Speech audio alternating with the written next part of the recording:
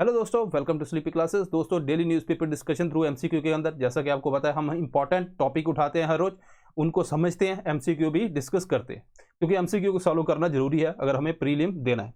तो यहाँ पे अगर मैं बात करूँ तो दो टाइप के स्टूडेंट होते हैं, कुछ कहते हैं पहले एमसीक्यू करना है, कुछ कहते हैं कि समझ के बाद में करना है। तो दोनों जगह पे आपको एमसीक्यू दिखाई देगा। जिन्होंने पहले करना है वहाँ पे स्टॉप करके आप सॉल्व कर सकते हो, नहीं आता तो उसके बाद डिस्कशन को देखो, उसके बाद फिर एमसीक्यू आएगा, फिर ट्राई करो सॉल्व करने की, उसके बाद वहाँ पे आंसर डिस्कस करेंगे। तो ये टॉपिक है दोस्तों जिसके ऊपर आज हम बात करने वाले हैं। पहला क्वेश्चन है उनके लिए जो पहले सॉल्व करना चाहते हैं, बाकी यहाँ पे देखेंगे। हाउस प्राइस इंडेक्स इंक्रीज हुआ 3.1%। आरबीआई डेटा बोलता है। देखो, हाउस के प्राइसेस अगर आप दुनिया में देखो, है ना, मान लीजिए सपोज करो दोस्तों कोई भी इंडेक्स नहीं है जो हमें हाउस के प्राइसेस बताता है, तो उसका इंपैक्ट क्या होगा कि बहुत ज़्यादा रियल एस्टेट के वाले जो अपने आप वो इन्फ्लेट कर देंगे प्राइस बहुत ज़्यादा, तो लोगों को पता नहीं चलेगा भाई जेन्युइन प्राइस क्या होना चाहिए इस जगह के ऊपर, है ना, इस सिटी के ऊपर क्या जेन्युइन प्राइस होना चाहिए। इवन जो गवर्नमेंट है, मान लीजिए सपोज करो किसी ने रजिस्ट्री करवानी है तो गवर्नमेंट वहाँ पे गया, लोकल तो तहसीलदार के पास गया, तो उसने क्या किया कि जैसे मान लीजिए 100 प्राइस है किसी चीज़ का, है ना, तो उसने 10 रुपए की रजिस्ट्री करवाई, तो गवर्नमेंट को कैसे पता चलेगा कि जेन्युइन प्राइस 60 है या 70 है ना। इसके लिए कुछ ना कुछ इंडिकेशन होना चाहिए। तो यहाँ पे इंडेक्स बनाया जाता है। तो ये हम हाउस प्राइस इंडेक्स की बात कर रहे हैं। All India house price index जो इंक्रीज हुआ, आरबीआई ने ये जो रिलीज किया है। अब 10 जो सिटीज़ हैं, जो मेजर सिटीज़ हैं, उसके वहाँ पे जो हाउसिंग प्राइस का इंडेक्स है, गवर्नमेंट के पास जो डेटा है ना, जो भी प्रॉपर्टी रजिस्ट्रेशन है उसके हिसाब से ये बनाया जाता है। इस 10 के अंदर अगर हम बात करें, अहमदाबाद, बेंगलुरु, चेन्नई, दिल्ली, जयपुर, कानपुर, कोची, कोलकाता, लखनऊ, मुंबई। अब यहाँ पे जो अगर बात करें क्वार्टरली हाउस प्राइस इंडेक्स हमें देखने को मिलता है। ठीक है, बेस ईयर है इसका 2010 2011, बस यही हमें याद रखना है। ठीक है जी, ओके। यहाँ पे क्वेश्चन देखिए, the RBI releases its quarterly house price index based on transaction level data received from Housing Registration Authority in 10 major cities. The cities are Chandigarh, Delhi, Mumbai, Kolkata. 1 and 2 only, 1 2 3 2 3 4 all of the। चलिए दोस्तों, अब ये simple है। हाँ, exam में आता तो हो सकता है अभी हमें आता ही ना हो, है ना, तो वहाँ पे डिफिकल्टी हो जाती है। लेकिन अब यहाँ पे जो सिटी आपको मान लीजिए आपने एक एलिमिनेट की, आपको लगा ये नहीं है, अगर वो हुई तो वो आपको कभी भूलेगी नहीं। यही फायदा होता है दोस्तों एमसीक्यू सॉल्व करने का। तो यहाँ पे आंसर है 2 3 4। ठीक है, तो चंडीगढ़ हमें यहाँ पे कहीं पे भी देखने को नहीं मिलता। ठीक है जी, तो ये आपको चीज़ समझ आनी होनी चाहिए। इसके बाद सेकंड क्वेश्चन है यहाँ पे, तो जिन्होंने पहले करना है तो आप इसको यहाँ पे स्टॉप करके कर सकते हो, अदरवाइज देखते हैं। Core sector growth moderates to 3.7%। अब यहाँ पे देखो दोस्तों, IIP, ठीक है, जो इंडस्ट्रियल जो इंडेक्स है ना प्रोडक्शन का, कि भाई जो इंडस्ट्री की ओवरऑल प्रोडक्शन कितनी है, क्या है उसका वॉल्यूम, उसके लिए हमने एक इंडेक्स बना दिया।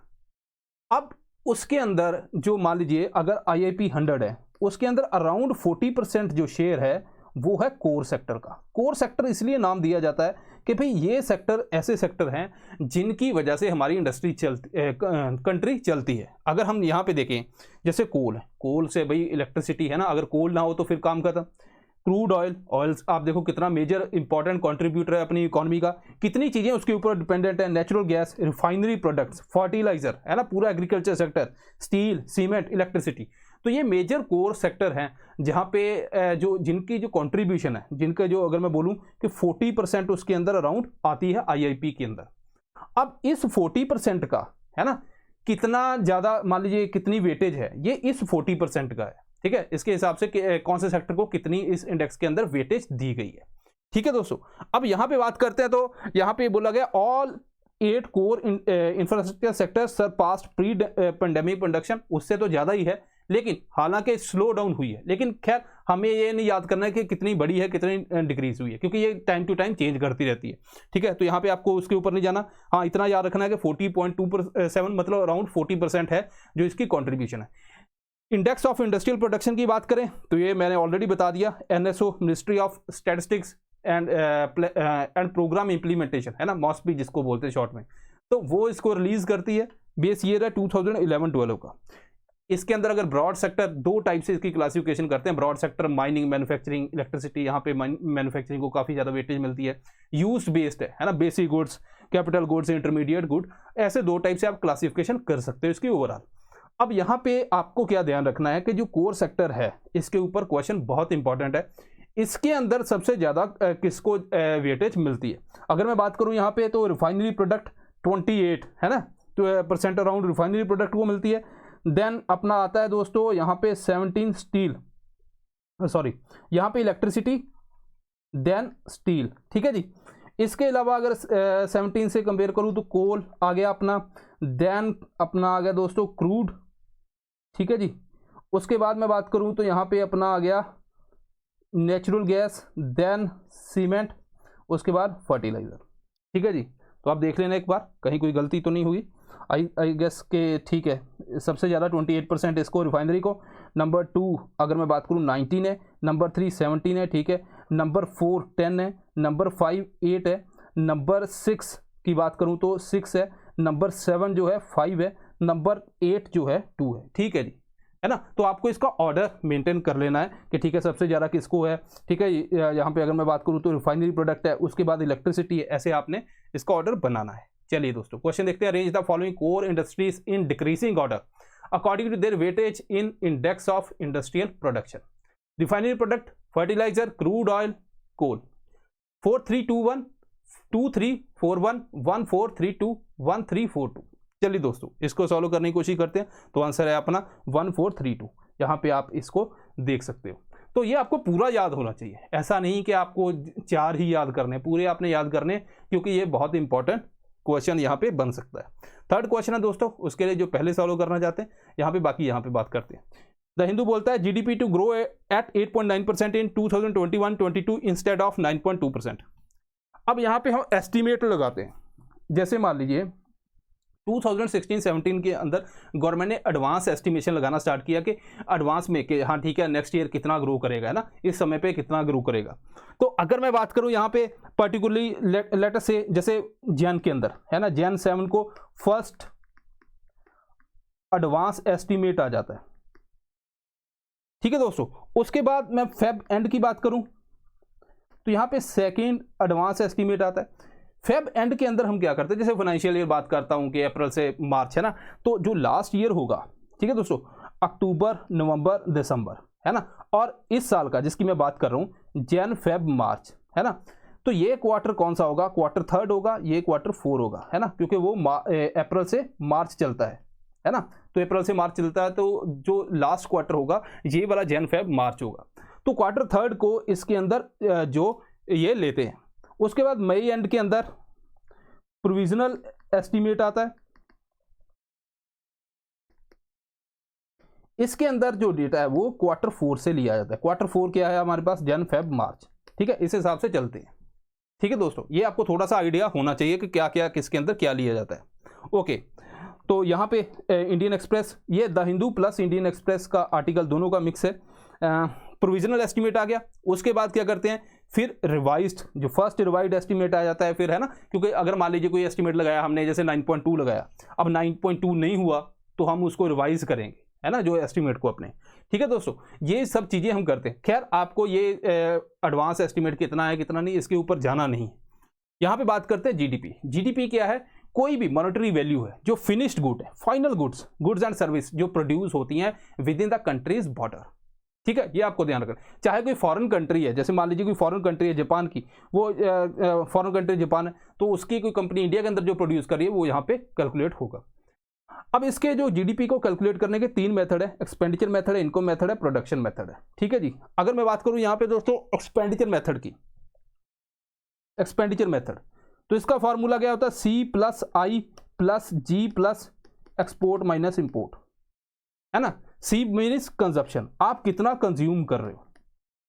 जैसे मान लीजिए आपकी कोई सैलरी है 20,000, तो आप कहते हैं कि ठीक है मैं 20-15 हज़ार के आपने कुछ ना कुछ सामान लिया, तो आपकी वो कंजप्शन है, उसके ऊपर कितना खर्चा किया, that is called consumption expenditure, है ना, कितना खर्चा आपने किया, कंजप्शन एक्सपेंडिचर। उसके बाद आपने की इन्वेस्टमेंट, ठीक है, आपके पास कुछ पैसा बचा, आपने उसके ऊपर इन्वेस्टमेंट कर दी। इसके अलावा यहां पे आ गया government expenditure. Government expenditure, government कितना खर्चा कर रही है, कितने लोगों को सब्सिडी दे रही है, कितना क्या क्या चीजें हैं, सैलरी दे रही है ना, ये सारे गवर्नमेंट एक्सपेंडिचर आ गया। उसके बाद मान लीजिए जैसे आपने यहाँ पे कोई प्रोडक्ट है कोई फॉरेन से आपने कोई ऐसा प्रोडक्ट हुआ जो इंपोर्ट हुआ, तो वो तो अपनी कंट्री के अंदर प्रोड्यूस ही नहीं हुआ, है ना। तो कुछ ऐसे प्रोडक्ट होंगे जो यहाँ पे प्रोड्यूस होंगे लेकिन जाएंगे उधर, तो उसको बैलेंस करने के लिए हम एक्सपोर्ट माइनस इंपोर्ट कर देते हैं। यहाँ से एक्सपेंडिचर मेथड है, क्योंकि टोटल जो इंडिया के अंदर है कितना एक्सपेंडिचर हुआ उससे हम इसका एस्टिमेट लगाते हैं। ठीक है जी, ओके। अब बात करते हैं सेकंड है प्रोडक्शन मेथड, जिसको बोलते हैं ग्रॉस वैल्यू एडेड। ठीक है जी, लेट अस से कि कोई फार्मर है, इसकी भी एग्जांपल ले लेते हैं कि फार्मर है दोस्तों, फार्मर ने स्टार्टिंग के अंदर कोई कॉटन प्रोड्यूस की। ठीक है जी, कॉटन प्रोड्यूस की, तो यहाँ पे उसका प्राइस है 10 रुपये। ठीक है जी, उसके बाद वो चला जाता है आगे। ठीक है, कॉटन, तो यहाँ पे क्या होता है कि कोई थ्रेड मेकर है, उसने 10 रुपये के अंदर खरीद लिया इससे, और 10 रुपये उसने और ऐड कर दिए तो थ्रेड बना दिया, तो यहाँ पे इसकी वैल्यू होगी अपनी 20 रुपीज़, है ना। तो यहाँ पे थ्रेड मेकर। अब आगे चलता है तो ये बन जाता है फैब्रिक। फैब्रिक वाला क्या करता है, 20 रुपये के अंदर लेता है, 10 रुपये और ऐड करता है ना, और उसका फैब्रिक बना देता है, तो इसकी वैल्यू होगी 30 रुपीज़, है ना। तो यहाँ पे फैब्रिक वाले के पास ये चला गया। उसके बाद क्या करते हैं कि ठीक है, उसके बाद कोई शर्ट बना दी इसकी, है ना, तो शर्ट बना दी, तो यहाँ पे 30 का लिया प्लस 20 और ऐड किया, 50 रुपये की शर्ट बना दी। तो अगर हम देखें फाइनल प्रोडक्ट जो फिनिश प्रोडक्ट है उसकी वैल्यू है 50 रुपीज़, है ना। तो यहाँ पे इतना आना चाहिए, अगर मान लीजिए यही प्रोड्यूस हो रहा है जीडीपी। ठीक है दोस्तों, अब ग्रॉस वैल्यू एडेड से हम ये कैसे कैलकुलेट करते हैं। ग्रॉस वैल्यू एडेड से अगर हम कैलकुलेट करें तो अगर स्टार्टिंग के अंदर देखो 10 रुपये लगे, है ना, तो 10 रुपये लगे, तो 10 रुपये तो यहाँ पे आ गए इसकी कॉस्ट। उसके बाद अगर इस पोजीशन के ऊपर आओ जहाँ पे थ्रेड मेकर है, इसने जो 10 रुपये के अंदर 10 और ऐड किए, तो वैल्यू ऐड इसने की कितनी की 10, है ना। तो वो पहले वाले 10 तो ऑलरेडी काउंट हो गए, इसने एक्स्ट्रा कितना ऐड किया 10। फैब्रिक वाले के पास चले गए 20 + 10, है ना, तो 20 तो ऑलरेडी था, इसने वैल्यू कितनी ऐड की 10। उसके बाद शर्ट वाले के पास चले गए 30 ऑलरेडी था, इसने वैल्यू कितनी ऐड की 20। तो यहाँ पे गए 10 20 30 और 20 50, तो वैल्यू देखो उतनी ही सेम इसके साथ मैच करती है। तो यह है दोस्तों ग्रॉस वैल्यू एडेड। इसके अलावा अगर मैं बात करूं तो इनकम मेथड भी है ना। इनकम मेथड के अंदर जीडीपी का फॉर्मूला क्या होता है, V + P + I + R। V for wages, है ना, जॉब करते हैं जो भी है, कोई ना कोई वेजेस मिलती हैं उसको ऐड कर दो, है ना। कि अब यहाँ पे क्या ऐड कर रहे हैं कि कितनी इनकम आ रही है ना, ये इस मेथड से भी कैलकुलेट हो सकता है। P से प्रॉफिट, कुछ बिजनेस वाले हैं वो प्रॉफिट कर रहे हैं, है ना, वो सारा ऐड हो जाएगा। I फॉर इंटरेस्ट, आपने कुछ जमा किया है जिसके ऊपर इंटरेस्ट मिल रहा है ना, आप स्टॉक के अंदर है या कहाँ पे है जहाँ पे आपको इंटरेस्ट मिल रहा है, या कोई बॉन्ड है ना, तो ये सारी चीज़ें। R फॉर रेंट, किसी के पास लैंड है उसने रेंट को दी है, तो ये सारी चीज़ें जो कंबाइन करके हम इनकम भी इस मेथड से भी निकाल सकते हैं। तो यहाँ पे मैं हालांकि हर एक मेथड के अंदर बहुत डिटेल के अंदर तो मैं नहीं गया, लेकिन आपको एक बेसिक कंसेप्ट क्या है, क्योंकि इससे ज़्यादा क्वेश्चन नहीं आते, इसकी इंप्लीकेशन के ऊपर क्वेश्चन आते हैं, तो उसके ऊपर डेफिनेटली मैं बात करने वाला हूँ। ठीक है जी, तो यहाँ पे बात होगी इसकी। ओके, 4 मेजर एक्सपेंडिचर है, ठीक है, जो पार्ट है ऑलरेडी मैंने बता दिया। प्राइवेट कंजप्शन कितनी है, इन्वेस्टमेंट कितनी है ना, हमने ये मेथड एक्सपेंडिचर मेथड ऑलरेडी हमने डिस्कस कर लिया है। ठीक है दोस्तों, अब यहाँ पे इंडियन एक्सप्रेस के आर्टिकल को भी मैंने साथ में कंबाइन किया है। तो यहाँ पे इंडियन एक्सप्रेस वाला आर्टिकल ये बोलता है कि जो मेन 3 इंजन है अपने ग्रोथ की, एक तो प्राइवेट फाइनल कंजप्शन एक्सपेंडिचर, है ना, जो हमने मेथड के अंदर किया, वो है 55% ऑफ जीडीपी। दूसरा प्राइवेट वाला कितना है 33%। उसके बाद मनी स्पेंट बाय गवर्नमेंट, है ना, वो आ जाती है। तो यहाँ पे आपको ऑर्डर ध्यान रखना है। तो यहाँ पे प्राइवेट फाइनल कंजप्शन जो एक्सपेंडिचर है वो अपना कितना है, उसके बाद इन्वेस्टमेंट एक्सपेंडिचर जो है वो कितना है अपना, उससे कम है ना। तो यहाँ पे आपको एटलीस्ट ये वाले 2 तो याद होने चाहिए, बाकी उससे नीचे आ जाएंगे। यहाँ पे आपने ध्यान रखना है जो एक्सपेंडिचर मेथड किया है हमने उसके अंदर की कितनी रेशियो जीडीपी के अंदर कंट्रीब्यूट करते हैं। चलिए दोस्तों, क्वेश्चन देखिए, GDP calculation helps the countries to determine.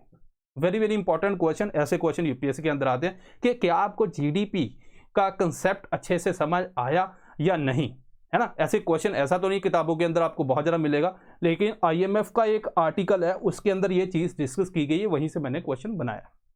अब हम बात कर रहे थे कि जीडीपी की, जब मैं बात कर रहा था तो यहाँ पे हमने पढ़ा कि भाई जैसे वेजेस है ना, तो आपने सपोज करो आप 20,000 कमा रहे हैं, तो आप पूछते कितने जी 10,000 ही है। आपको हो सकता है, जरूरी थोड़ी आपको पूरी ऑनलाइन आपके अकाउंट में आए, है ना, तो वहाँ पे कैश भी चलता है। तो वहाँ पे हमें कुछ नहीं पता चलेगा, उसके कंटेक्स्ट के अंदर हम जीडीपी से कैसे ट्रेस कर पाएंगे।